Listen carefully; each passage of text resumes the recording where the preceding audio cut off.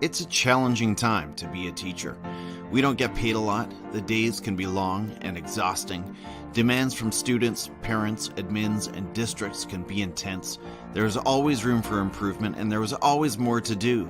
There are always new procedures to learn, new programs to run, new strategies to master. But it's when our fire burns the lowest that we remember our purpose. We teach because we're resilient. We teach because we're problem solvers. We teach because investing in kids is one of the highest callings we can imagine. We teach because we know that the classroom can be a place of magic and possibility. We teach because we have an unquenchable fire for learning and a passion to share it. We teach because our colleagues are some of the best human beings we will ever meet. We teach because we have an opportunity to influence the global citizens that will make this world a better place. If you're still on fire for learning and growth, join the Teachers on Fire Roundtable for conversations that will warm your heart, spark your thinking, and ignite your practice. You'll hear from real people and real educators with real solutions, not make-believe perfection, but ideas, inspiration, and a path toward change and transformation in K-12 education today. My name is Tim Cavey. I'm an 8th grade teacher, assistant principal, and the host of the Teachers on Fire podcast. I'm inviting you to join us at the Teachers on Fire Roundtable. Because you matter, your voice is important, and we are all better together.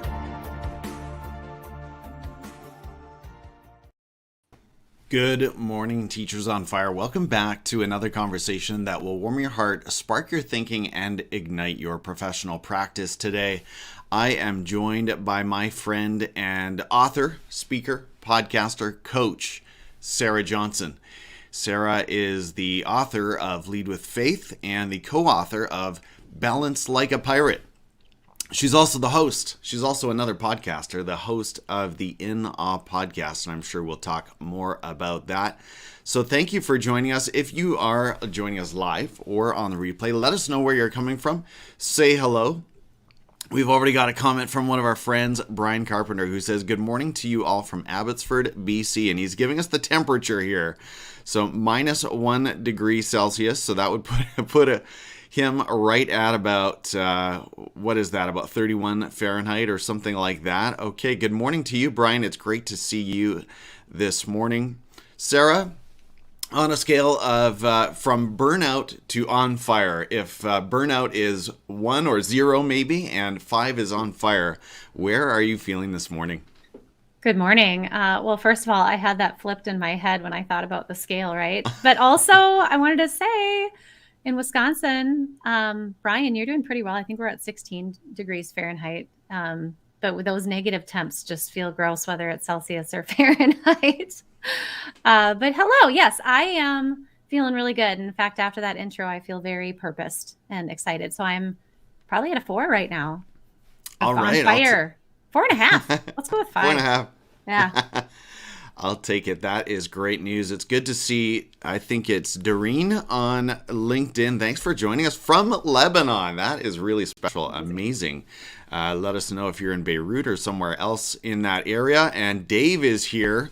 He says, "Good morning, Tim and Sarah.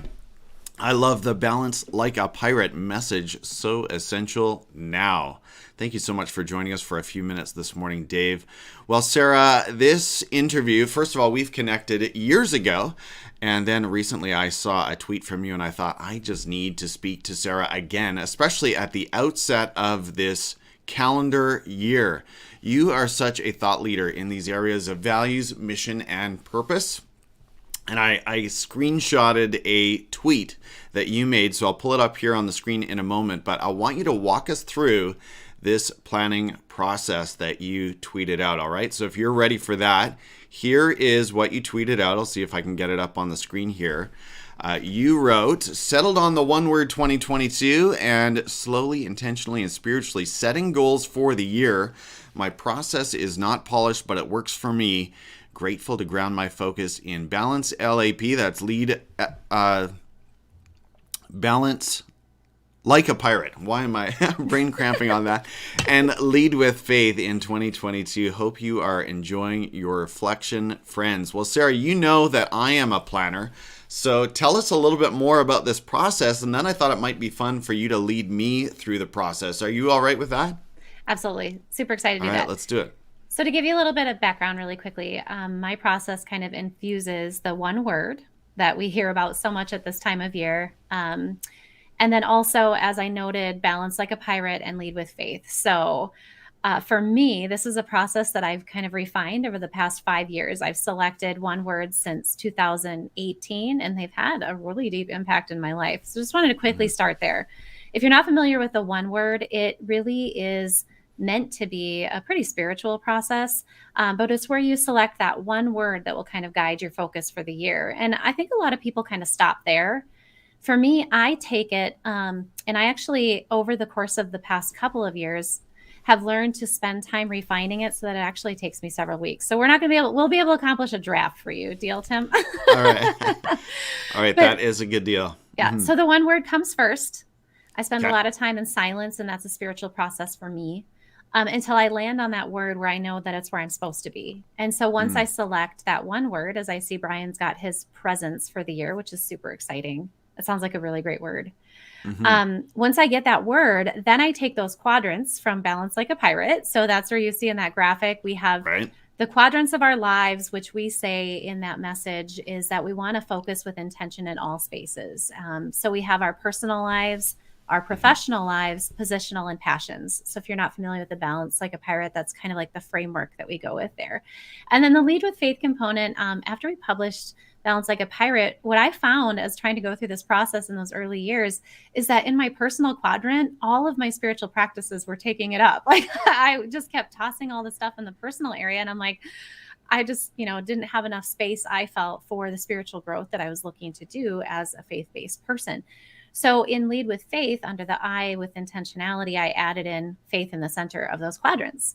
And so I have those 5 areas that once I select that one word, I then again sit in some silence and I spend time, whether it's words or phrases that come to me in each of those quadrants, I spend space in all of them. And then I draft.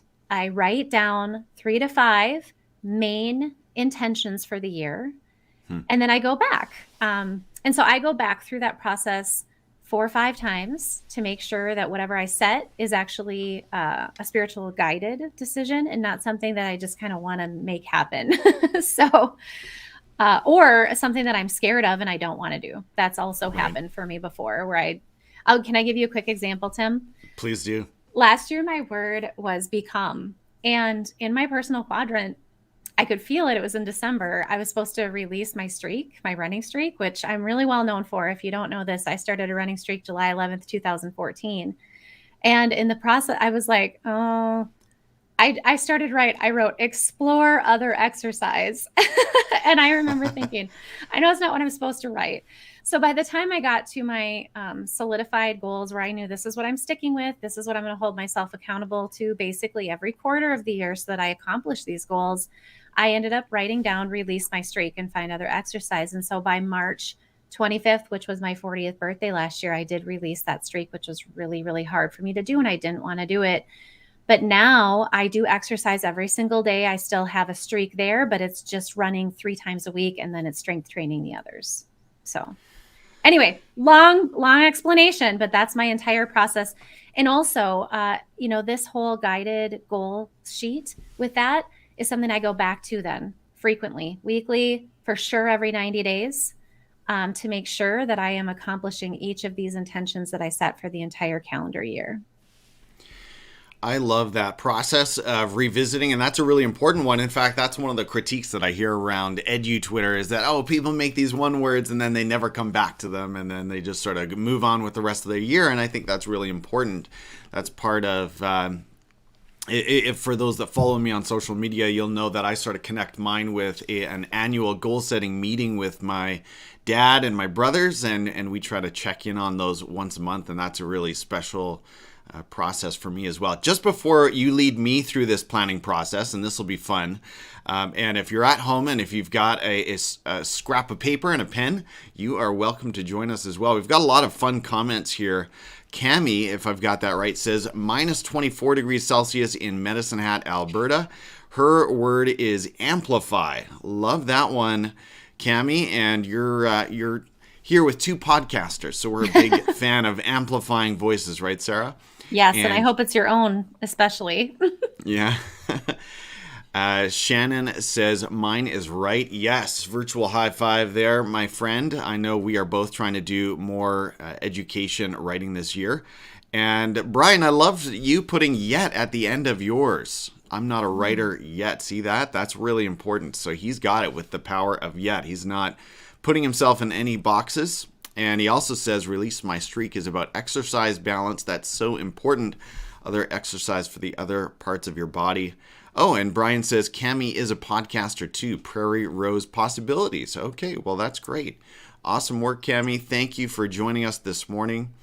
All right, so I'm going to pull up a planning page. And of course, you know, I made a Jamboard out of this. So we won't have time probably to get through all of this. Let me just go back to StreamYard and make sure this is showing up all right. Let's see if I can do that a little better. Maybe like this. Okay. So Sarah, talk to me about the personal. What am I putting in my personal quadrant? Well, and I would say, even with this, since we probably won't get through the whole thing, what I want to make sure you think of, Tim, when you're looking at this, is that what does invest mean to you personally? What does invest mean to you professionally, right? So you're taking that one word, and then you are making sure that whatever you focus on in these quadrants ties right back to that one word. Nice. So, and also for the listeners, this professional and positional, because I know, Tim, you've been aware of the balance framework for quite a while, but a lot of people get confused. Well, aren't professional and positional the same thing?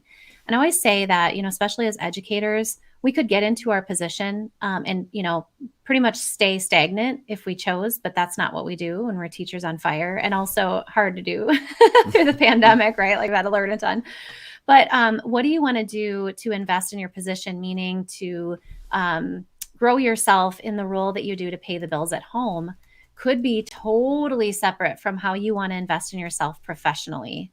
And I think Tim's such a perfect example of this because, you know, doing the podcast, doing these live events, those kinds of things is professional growth for you. The writing, listeners right now may be in a space where they haven't, you know, focused on their own professional investment, using your word here, for quite a while. And so for them, it's going to be maybe, you know, consuming more podcasts, but you're at a content creation. And so here I would like to see you think about, what does invest mean? Yes, for your professional content creation. Also, I encourage you, Tim, to think of goals that scare you a little bit. And maybe you've already done this, like maybe you've already processed through that. But they should definitely be the things that get our heart pumping in good and scary ways. Right. Yeah. Right. So am I sort of making the proper distinction? Positional has to do with the title. Yes. And I know I like that that's a part of this, because often in Twitter, there's almost an impulse to reject the title. It's not about the title. And there's some value in I'm going to get that ticker off the screen here. And there's some value in that, but we also need to acknowledge the title, right? Yeah, right. Yeah. Well, and, you know, part of this, and I think about it when we first wrote Balance Like a Pirate, we're doing, in our positional quadrant, we're doing things that are going to be like energy management. And so, you know, we would talk about in our positional quadrant, maybe we're going to practice a 2x4, where 2 days a week, we're going to be home by 4 p.m. Or maybe we're going to work on inbox zero so that our effectiveness in our role is a little stronger. We're going to start getting our, you know, walkthroughs might be a focus for those of you that are in leadership roles, that you're going to intentionally focus on, you know, your walkthroughs in classrooms, things like that are really tied to growing yourself in the position that you're in. Yeah. You're hitting on some good ones. I can tell you are that principle is still there, Sarah. It's so hard to, I can never really release it, right? Yeah. But for me this year, as the K through 12 media and pre-K through 12 media specialist in my school, there's a lot of growth in this position because it's new. I've never done it before. So I have a lot of goals in that space right now. Now, talk briefly about passions. Do we have to make a connection with, and by the way, I know for sure I'm going too fast, because I'm not making those rich connections with invest. That's something I would have to do as I go back over this. But passions, just anything that comes to mind? And again, same thing. I encourage you all to spend some time in, some quiet to listen to this. And I think especially passions is a big one, because around my time working with professionals, we forget about these things. We haven't done our passions. We think, and I want you to be teachers on fire, right? But I really encourage you to do things that are outside of your position and your profession. This is just you as a person. This is Tim only. Right. And that can be really hard because we're all servant leaders, but I see you've already got them: hiking, paddleboarding, those things that maybe you haven't done. Maybe this is the year you're going to invest, or maybe you might be financially investing. There's time investment, all these things, but it looks like you've got a lot of passion. So that's good. People that are watching, this is an interesting struggle for a lot of us, because we're so busy with our other titles like parenting and, teaching and all of that we forget about what lights us up outside of our job.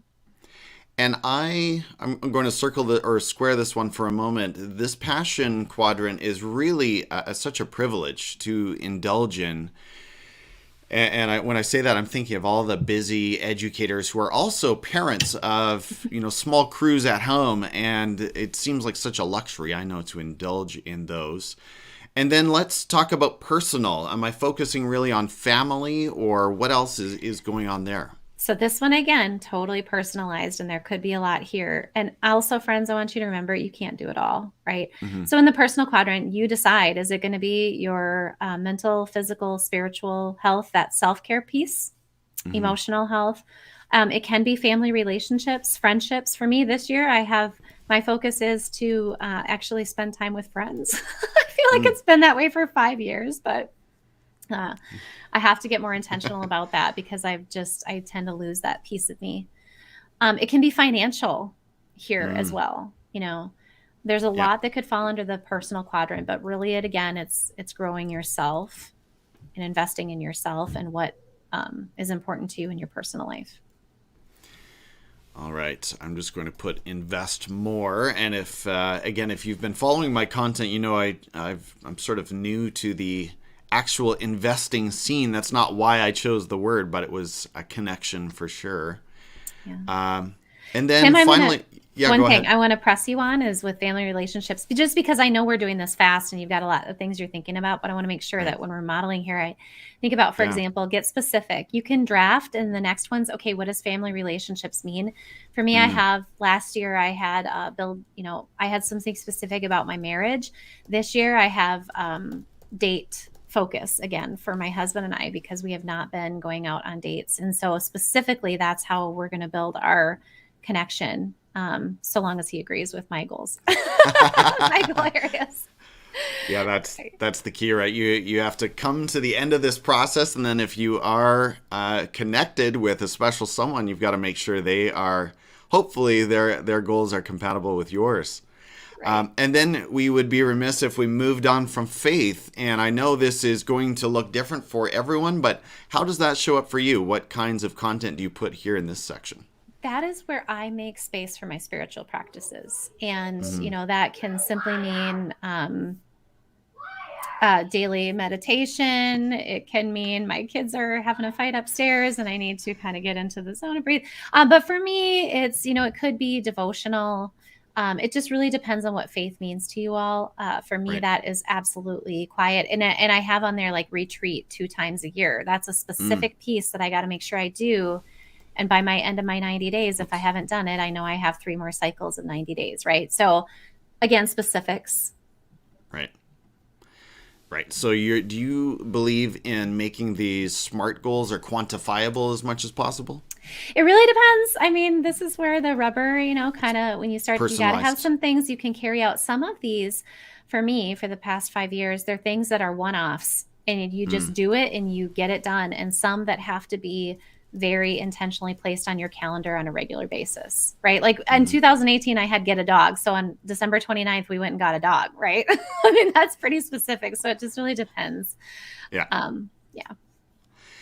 Well, friends, that was certainly rushed. I'm going to leave that up on the screen for a moment while I check out some comments. But that gives you a bit of a sense of Sarah's process. And again, if you're interested in this way of envisioning your life and sort of laying everything out, especially at the beginning of the year, but really at any time, make sure you check out Balance Like a Pirate, Sarah's great book. And Mel is here. It's so good to see you, Mel. Mel's been up, I know, early this morning, and she knows Cami.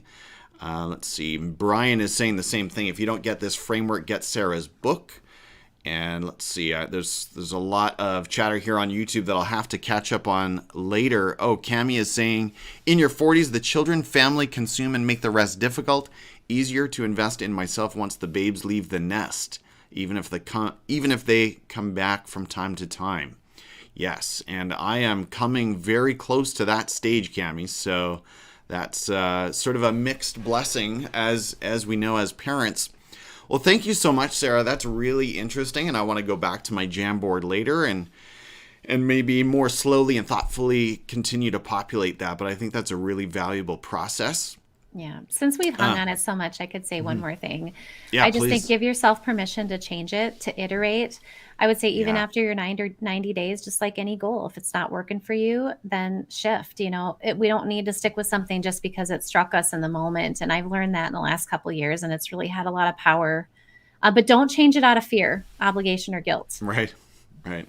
So, Fear, obligation, or guilt. Did you hear that, listeners? Those are not great reasons to change your plan, to change your layout. Okay, Sarah, a few questions for you. And again, we've been connected since 2018. Can you believe we're going on 4 years here? That is shocking. But what's been your biggest takeaway from the last 5 years in terms of how to live and work in alignment with our core values and personal mission? I know you could share a ton here, but what's one thing that you've learned from the last 5 years? yeah, I just think it's critical, first of all, that if you haven't taken time to actually intentionally and mindfully set those values, Mm, mission, and vision, then you're not really living to the fullest extent that you could aligned. I recommend, and I wrote about this in Lead with Faith, using Dare to Lead's process, Brene Brown's process. She has it right on her Dare to Lead hub, by identifying 2 core values. I have 3: balance, resilience, and faith. And I think the thing that I've realized is I wasn't really living in a focused way if I didn't live on mission and with my values. So I think that having my values, I always remember to filter my choices through those, my yeses and my nos. Having a mission that I live by every day, that I write down, reminds me through when I feel a lack of purpose, or I don't know how what I'm doing right now is going to apply to that vision in the future. It reminds me to ground myself there. So the biggest lesson I've learned is, first, to identify them, and second, to never let them be far out of your vision. In a process that I have every day is I write down my mission so I can rattle it off. My mission in life is to utilize with excellence intention my God-gifted passions and skills to impact others in all areas of my full life, gaining wisdom through trial and singing through triumph. And all of those words have meaning tied to my balance, resilience, and faith values to get to the vision of who I'm supposed to be in the future. So my biggest thing is, like, spending time focusing on that will lead me and you to living aligned in a way that you're supposed to be living, not just kind of like grinding through the days. I'm not saying that the mhm. days don't become a grind, but in the past Right. 3 years, we've had so much, like, I've stayed home with my kids in the basement, which was draining for me as an extrovert, to now being in a school setting again is just such a difference. So it doesn't matter what my season is. If I ground myself in that mission, I can still be living with passion and purpose and priority no matter what I'm doing. Sarah, that was very impressive with the personal mission statement. You've memorized that, haven't you? I write it down every day. Wow, that is remarkable. Okay, that's a takeaway already. This is such a huge win for me. Thank you so much, Sarah. Now we have to take a fun break because we've had some chatter in YouTube about your earrings. Can you tell us what's going on with the earrings? Shout out to Michelle Cobdy. She is an educator here in Northwestern Wisconsin, and she custom made these earrings for me, which were the image from my book. It's Lead with Faith, and I always say you have to take a leap of faith to lead with faith. So sometimes they get confused when I'm traveling with like the Jordan image or the Nike image, but this is a woman leaping from cliff to cliff, and they're custom Yes. made. So That's right. thanks for asking. Just like the cover of the book, and we'll bring that up here shortly. Sarah, you've supported educators in different contexts and capacities in recent years, both from the professional, positional, or I'm probably messing those up, the positional side, let's say, and then also from the perspective of a speaker, workshop presenter, and author, podcaster. What have been the greatest moments of joy and actualization in everything you've done in the last 5 years or so? I have to tell you that it is crazy. When we first met, I was like, just left my principal position, Right. had no idea what the heck I was going to do. And it was a scary time for me, to be honest. But when I think about it, for me, the most affirming times are when I get these private messages from people that either the, speaking engagement I just completed impacted them because they really needed to hear what I had to say, or a podcast reaches them, or for example, before break, I got a message from one of my new clients that I coach for Jay Casas and Associates, and he just said, "I'm so grateful. I've been processing what we talked about a month ago, and it's just hitting me Wow. now." And it's just like, anytime somebody reaches out to me personally, because I've never really cared about metrics, download numbers, if the books are selling or whatever, it's always been about the people and the message for me. So I can tell, and having Brian Carpenter here, we talked about that before. I mean, Brian, just the fact that Balance Like a Pirate hit you and that we've been able to stay connected through Twitter and all the things that you're doing is just, I can't tell you, it just makes me feel so fantastic inside to remind myself that, no matter how hard the work is, when you're grinding through it and you don't hear a thing from anybody, that it impacted the one. And I want to just share quickly, there were times at the beginning when we was making no money. I walked away from my job, completely, no salary, and I'm investing in travel to speak free so that people can start to get to know my name, get to like endorse me, and do these things. And I remember just thinking, it's the one. I always remember there was going to be one person in a crowd that needed to hear my message. And every single time I've gotten that. So that's the affirming thing that keeps me rolling. That's amazing. And I know, I don't know if he's still around in the audience, but Dave Burgess, your publisher, tells a similar story of at the beginning when you are looking to amplify, to use Cammie's word, sometimes it does take just digging into your own pocket to do that. That's a whole other story, isn't it? What is what is one deep hope that you have for 2022, Sarah? And this can go in any direction. My deep hope is that honestly, we can just continue to connect with one another. I feel like there's been such fissures in our personal relationships. I see it in the colleagues that I'm working with now. Those divisions that continue politically, associated with coronavirus, associated with all sorts of reasons, that we can just continue to keep coming together and not spreading further apart. And that the damage and the pain that's been kind of evolving from this time period can continue to heal, or can start to heal, or wherever people are at in their process, that they can find the purpose and the joy in their life, even despite all of these changes that we've all been through.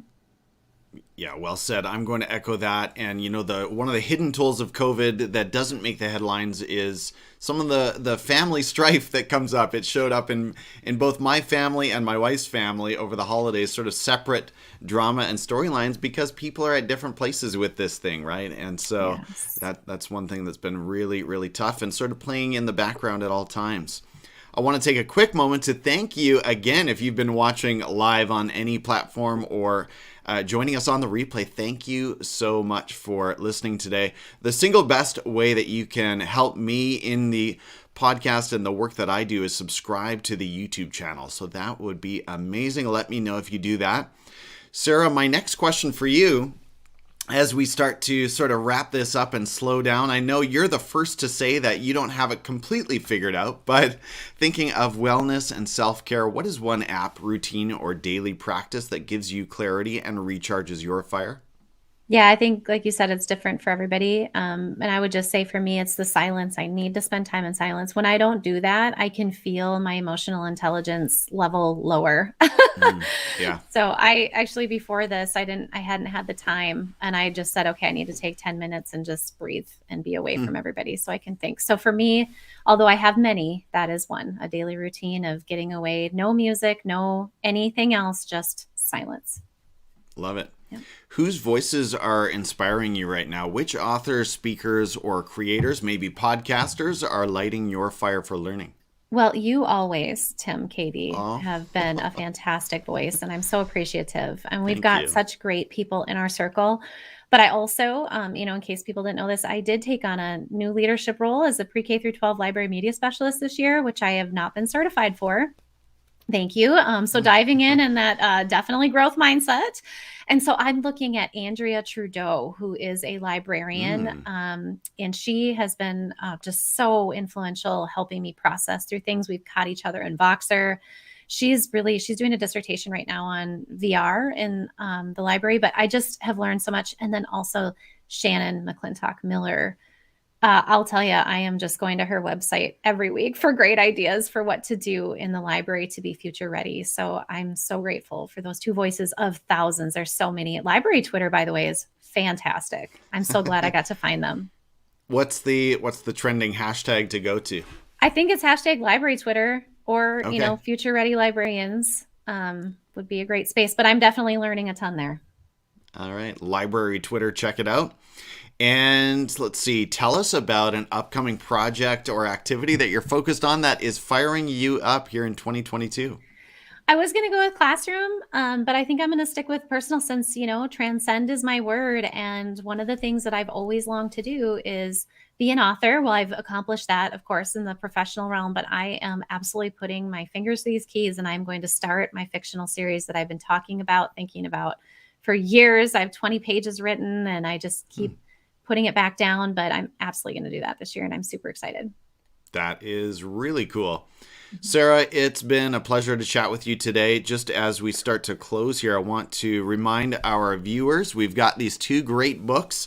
I've read them both and own them both. Balance Like a Pirate is one that Sarah co-authored, and of course, Lead with Faith. There's her handle, and we should say it out loud if this does make the podcast. Hopefully these live streams all will eventually. It's Sarah S.A. Johnson. Sarah, where else can we connect with you? Before I say that, don't forget, Tim Cavey has a very wonderful and inspiring message in Lead with Faith as well. So don't miss that That's piece. Right. Just find me on Twitter, LinkedIn, Instagram. I'm primarily on Twitter and Instagram. I respond much better on those two platforms at Sarah S.A. Johnson.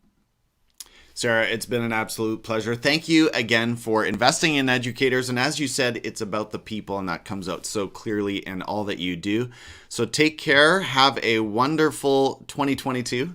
And let's continue to live. Well, we didn't use the word balance too much, but we'll continue to live in the best the best aligned way that we can in order to live that satisfied life. So thanks for sharing your insights with us today. Thanks, Tim. Take care, everybody.